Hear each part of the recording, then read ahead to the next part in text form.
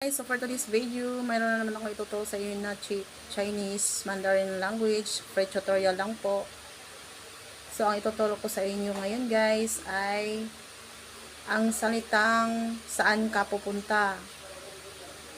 So saan ka pupunta in Chinese Mandarin language ay Niao China. 你要去哪里？你要去哪里？ Ang saan ka papunta in Chinese Mandarin language. 你要去哪里？ Ayan lang guys. Kung nagustuhan nyo ang aking mga tutorial, so don't forget to follow and share. Free po kayong manood ng aking mga basic tutorial ng Chinese Mandarin language.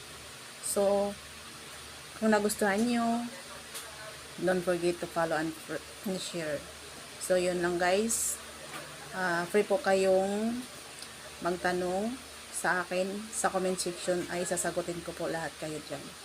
So, thank you for watching guys. Until my next videos. Bye-bye.